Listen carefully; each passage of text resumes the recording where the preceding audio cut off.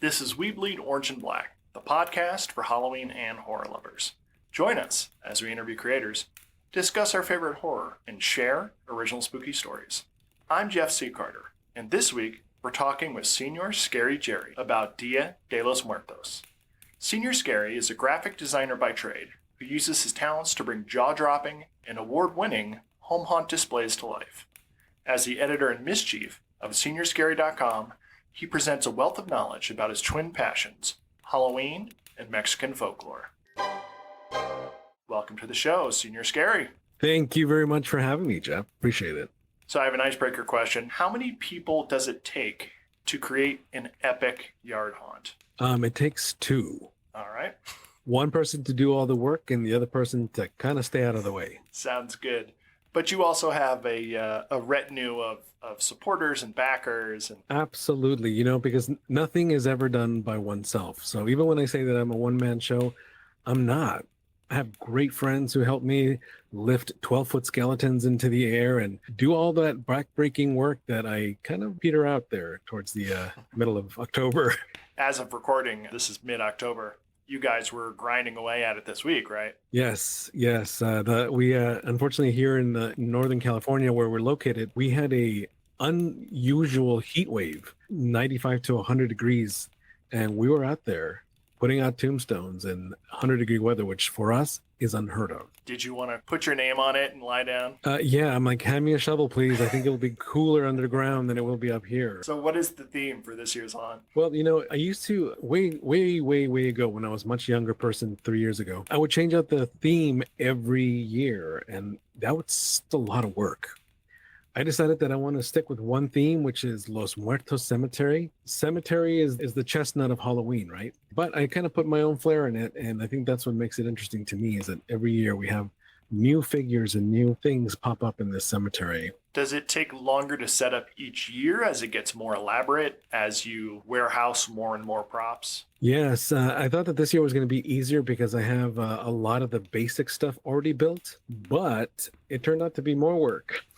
Because the footprint kind of expands every 2 or 3 years, every 2-3 feet. How did you get involved in home haunting and collecting Halloween lore and all of this? Because as I said in the intro, your website is a wealth of spooky knowledge. Thank you. Yeah, it's been a labor of love for most of my life. I think you're born a Halloween fan. I don't think you can make a Halloween fan. I think you're just born Halloween. And I remember being young and loving stories of ghosts and loving all this stuff. And then there was a whole day to celebrate it out in the open. A lot of times horror fans get a little bit of a weird look. You like horror? You always get that weird look. And I'm like, yes, I'm a weirdo. So what? I think from there, it just kind of took off as I went into college. I got myself a theater degree, and I said, this is what I'm going to be doing for my theater work now. Since I don't actually go and work in theater, I have theater in my yard, and I create stuff and make stuff and lighting. And basically, I put my degree to work on my yard. Did you grow up in California? I actually grew up in Texas. I grew up in Southwest Texas, and it was a very Latino location. And Latinos have a lot of folklore, and we have a lot of ghosts. Many of them, they're pretty well known. La Chupacabra, the Llorona, the Weeping Woman. And I grew up with all that on a day-to-day basis. It wasn't just the one day. It was every day. We're actually not here to talk about Halloween today. We are here to talk about Halloween's cousin, Dia de los Muertos. A brother from another mother. It's such a different mother that it's not even the same thing. This is going to be a sword that I die on, that Halloween and Dia de los Muertos have nothing to do with each other. Absolutely nothing. And it couldn't be more polar opposite than you can possibly imagine. I was operating under the assumption that Halloween was a syncretized version of the Celtic tradition of Samhain, and that Dia de los Muertos was a syncretized version of indigenous celebrations that the Catholic Church then turned into Dia de los Muertos. So please educate me. This is exactly why I wanted to talk to you. Well, Dia de los Muertos has a very long history, and I wish I could give you the entire history of it, but it does come from very indigenous roots, deep, deep, deep in Mexico's history. A lot of people think, oh, Dia de los Muertos is the Mexican Halloween, and it's not. It is a completely separate holiday that is much more spiritual because it is a day to celebrate ancestral family and people that we have lost and to remember them. I see Halloween as this kind of like celebration of death and scariness and like you said, the Samhain ties and how it came from this lineage of bonfires and sacrifices to America of giving out candy treats and dressing up. Dia de los Muertos has existed in the same way basically forever, which is families gather, they go to the cemetery, they clean their graves of their loved ones. The older generations tell the younger generations about the people who have passed. They share recipes. They share, oh, this is, your abuelitos, your uncles, their favorite food. Oh, how do you make that? This is how you make that. So it's really about celebrating family and about celebrating what came before so that the younger generations continue those traditions and that heritage and that the culture is passed down orally. When you see Dia de los Muertos, there's always a big party. There is some element of that, but that's not the focus. It's really about families getting together and remembering loved ones and remembering everything about our past. I know that Halloween on the label as carried at Target might be more about candy and spookiness, but to my mind, the way I practice it as I've grown and aged is that Halloween at its best does have that memento mori aspect, and it does call for a time of reflection and remembrance. Yeah, I think Halloween is really celebrated in so many different ways, and whatever you make of it is how you celebrate Halloween. And that's what I love about that holiday is that you can make it spooky, you can make it scary, you can do remembrance of days past, you can do turning of the season, right? The days of harvest are done, and here we're going into winter. I think Halloween can be so many things. I love that. Both holidays do sort of celebrate death. I don't think that Halloween necessarily says that death is a center point. There's just like a big giant reaper and skeletons. Whereas Dia de los Muertos does have a focus on death. And that again is a cultural difference, right? Because, for example, I'm at an intersection of being both American and being Mexican. And this intersectionality has given me two complete views of two cultures. I feel that Mexican culture is so much more rooted in cycles of life and death. And we are taught from a very young age that death is part of our life. Whereas in American culture, I think a lot of us are sheltered from that. There's a lot of struggle to accept death. There's a lot of resistance against death. Every other ad is about products that can make you younger and defeat death. Whereas in Mexican culture, they're like, here, have another tamale. Sure, it's loaded with fat and deliciousness, but have another one, right? And so there's a difference to me that death is really a part of everyday life in Mexican culture, and it's celebrated on Dia de los Muertos. So what are some of the hallmarks of Dia de los Muertos? The celebration really varies from region to region and family to family and culture to culture. It's not just a Mexican celebration. It's celebrated in different ways in many other cultures. I can only speak about the Mexican version of it. The main thing is that you set up an altar. They're called ofrendas. And that's where you put the pictures of loved ones. And then you fill the area with everything that they loved. Food, mementos, bottles of liquor, like all kinds of stuff to remember them. Also, the young people are motivated to say, oh, what is that? Right? Asking questions. And I think that's part of it, right? Because it's very, very display oriented. And I think it's meant to evoke questions from younger people. Then, of course, there's the marigolds that are spread throughout the display. Those are meant to guide the spirits of the loved ones to the altar to see this offering of, oh, there's my favorite mole. And then there's like the candles, and there's this incense called copal, which is this sweet wood resin. And when it burns, it has a very, very interesting smell. And that's also supposed to lure the spirits to the altar. And one of the most interesting things that I've heard is butterflies. In this time, if you see a butterfly, it is the soul of a loved one manifested in nature like that. I was just working out on the haunt this week, and I was suddenly just thinking about a friend of mine who had passed recently, and out of nowhere, this beautiful orange butterfly comes and lands on this tombstone, and I'm looking at it, and it's kind of presumably looking at me, and I'm like, that's a very nice moment. It flew away, never saw it again. The fact that you were able to take a breath and remember your friend and share that with something delicate and fleeting. Ooh, I almost teared up there. Yeah, I love that. How has the reaction been as you have slowly turned your Halloween yard haunt into more of a cross-cultural display? That has been a very interesting trajectory. As I said before, we kind of used to switch out the theme every year, but then I changed my entire brand about, I don't know, 5 or 6 years ago to Senor Scary, because I personally was embracing my own culture and saying it out loud and being very vocal about it. Part of that trajectory also included my Halloween, because Halloween is a huge part of my identity. And with the kind of like the birth of Senor Scary, the Halloween haunt started taking its own flavor, and I thought, what can I call the thing? And I'm like, oh, Los Muertos. It's not a celebration of Day of the Dead.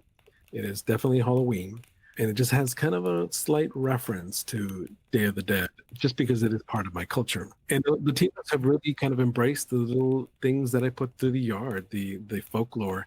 They're like, oh yeah, La Llorona, that's probably the most famous figure. But being an educator, working in education, I had to take it one step further, of course, and I have QR codes throughout the entire Halloween haunt. So if the Llorona's there, you can scan her QR code and learn more about that lore. That is awesome. I love that. I love lore. I love delving into other traditions. Yeah, I really love that, and people really also really respond to that. And every year, I look at are people actually scanning these things? They really are. They're really scanning them, reading them, and I feel like, okay, I'm passing my cultural traditions just a little bit further, right? There's a pride to that, to making sure that it doesn't die away. Do you have a second to tell us about Hauntsville? Yes, Hauntsville. So a long time ago, before our cats, we have 3 of them in the house. I would build this wonderful little Halloween village, and this little Halloween village expanded from this 2 or 3 buildings into this giant village that would take up an entire dining room table. Basically, it's like a Christmas village, but the Halloween version. And I learned a lot of little cool things to do with that, like how to carve foam and how to wire things, and engineering, like how can I stack this to give it height. And this Halloween village was born, and it was a very fun hobby. It started taking up a lot of rooms because like everything else, it expands, and then you have to store all that stuff. But then the kitties came, and the kitties will not allow anything. Small, delicate, fragile, treasured. Exactly. Were there any lessons that you learned from the modeling and the sculpting and the wiring in Hauntsville that you applied to your yard hunt? You're so spot on.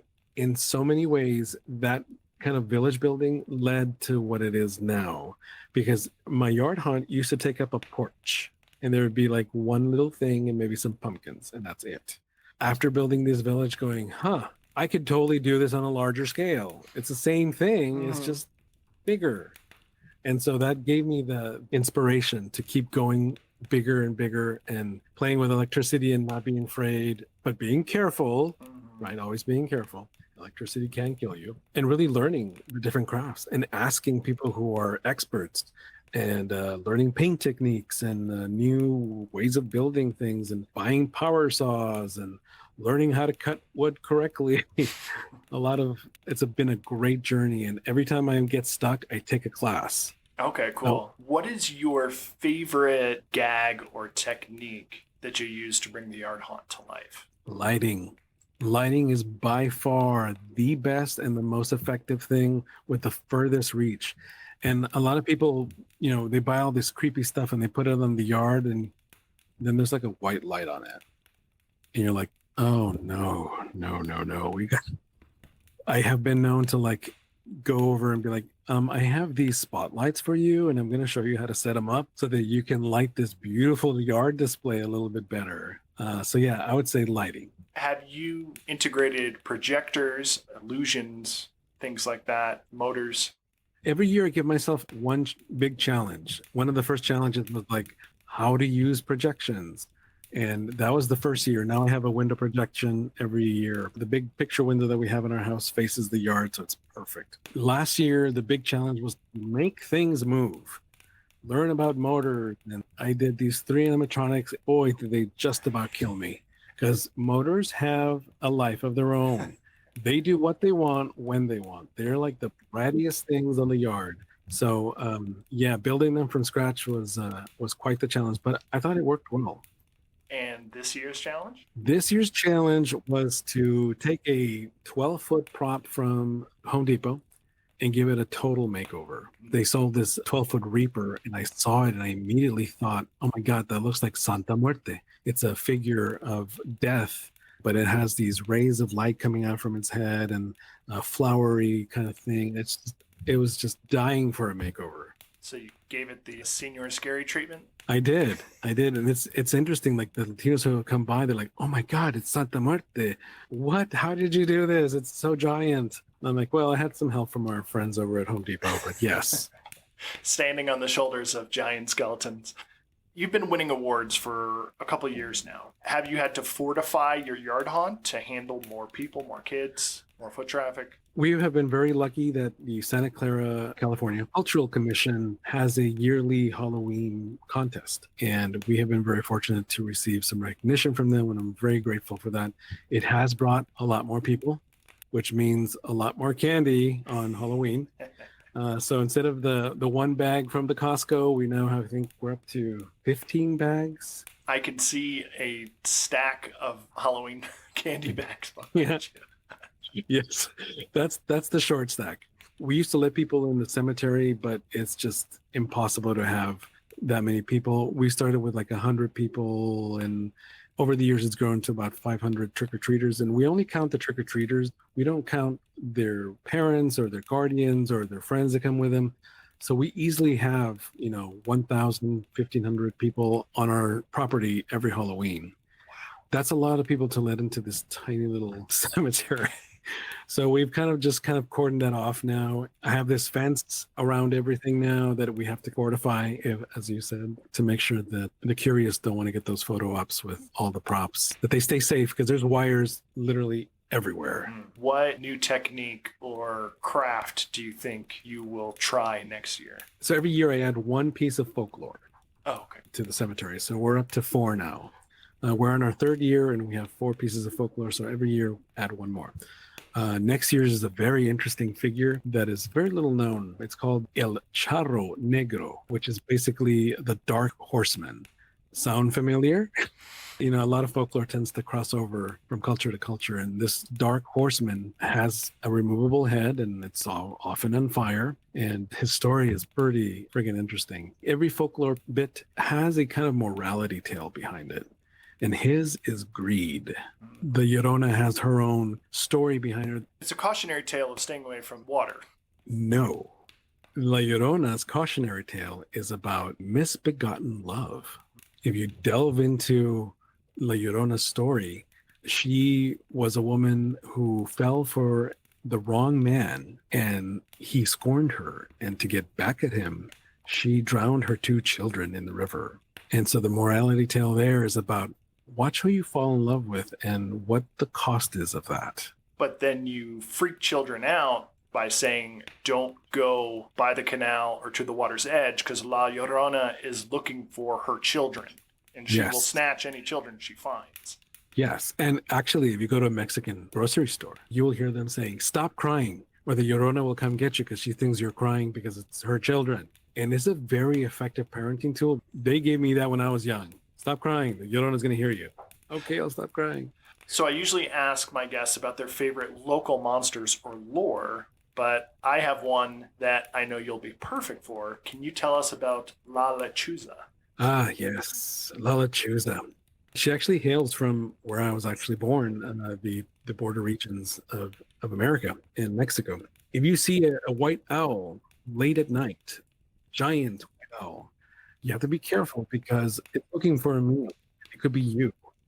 She is actually a witch, and she can transform from a witch to an owl in the blink of an eye, except for her feet. Her feet always remain in talon form, so you can always see her feet and say, hey, that's Lechuza. She is out mostly looking for men who may be drunk or wayward at night, and that is her preferred meal. And that's a very interesting thing, because this woman comes up behind her, and it's an old woman asking for money or asking for something, and if you look at her in the eye, it's too late. She's gotcha.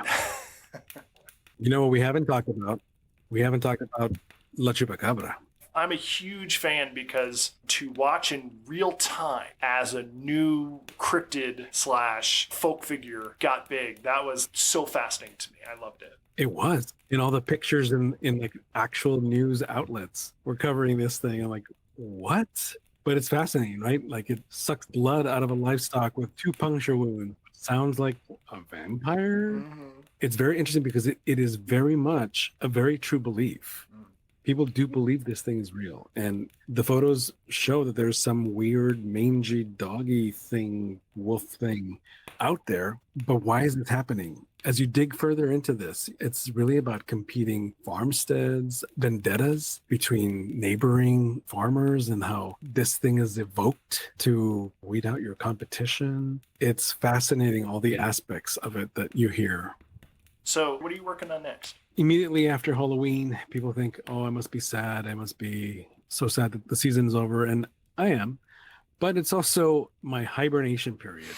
So for November, December, I go completely into hibernation and start this cycle again in January. Oh my gosh. That's a long lead time. It sure is. Well, enjoy it, because in a few years, the footprint will expand another 2 or 3 feet, and then January's not going to cut it, man. You're just going to have to keep it open year round. It'll be easier that way. See, that's what truly scares me. Where can people find you online? You can find me at seniorscary.com. That's my website. And that has all my stuff that I use, archives of my work and everything I've done so far. And on social, you can find me at Senor Scary Jerry. Across social media, Instagram is my jam, so that's usually where I go. Well, thank you for educating us about Dia de los Muertos, and I hope your October and your November are safe and spooky. Thanks, Jeff. Please subscribe and follow. Links are in the show notes. You can find me at jeffccarter.com and hit the link to pick up my collection, We Bleed Orange and Black, 31 fun-sized tales for Halloween. Until next time, stay spooktacular.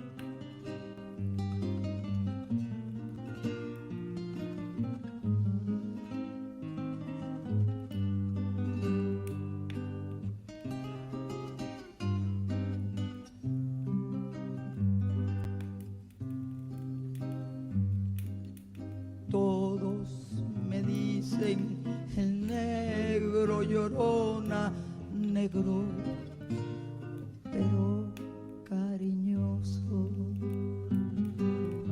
Todos me dicen el negro llorona, negro, pero cariñoso. Yo soy como el chile verde, llorona, picante, pero sabroso. Yo soy como el chile verde, llorona, picante, pero sabroso. Ay, de mi llorona, llorona, llorona, llévame al río. Ay, de mi llorona, llorona, llorona, llévame al río. Tápame con tu rebozo, llorona, porque me muero de frío. Tápame con tu rebozo, llorona, porque me muero de frío.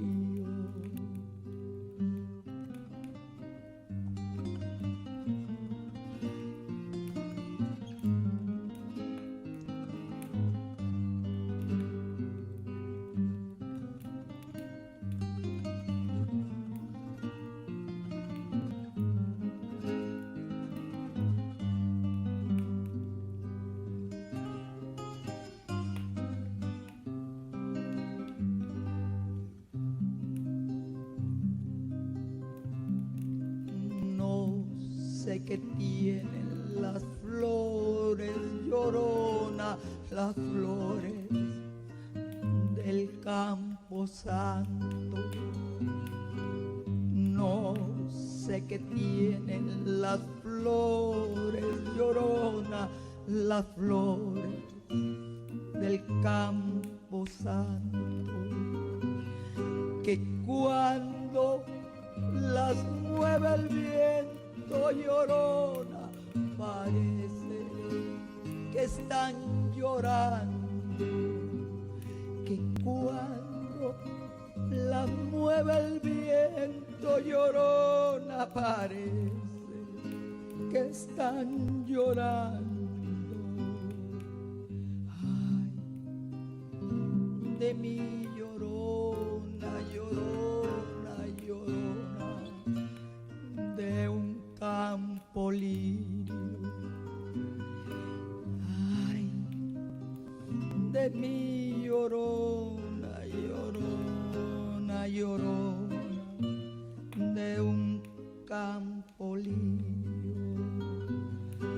El que no sabe de amores, Llorona, no sabe lo que es martirio. El que no sabe de amores, Llorona, no sabe lo que es martirio.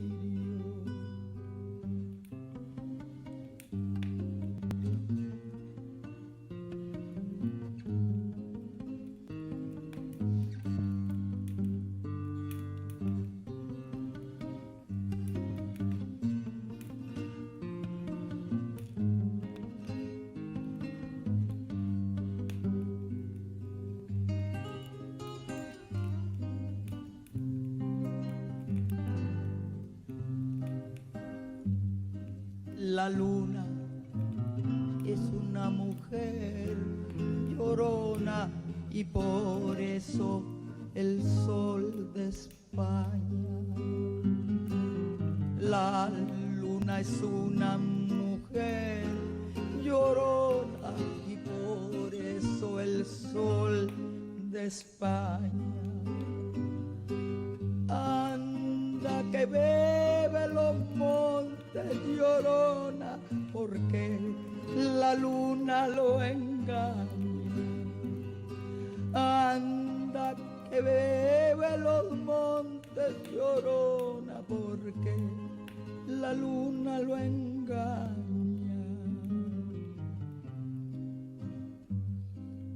Yo te soñaba dormida, Llorona, dormida, estabas quieta. Yo te soñaba dormida, Llorona, dormida, estabas quieta.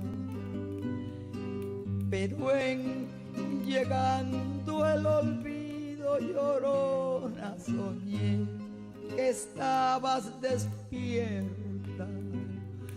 Pero en llegando el olvido, Llorona, soñé que estabas despierta. Sí, porque te quiero, quieres, Llorona, quieres que te quiera más.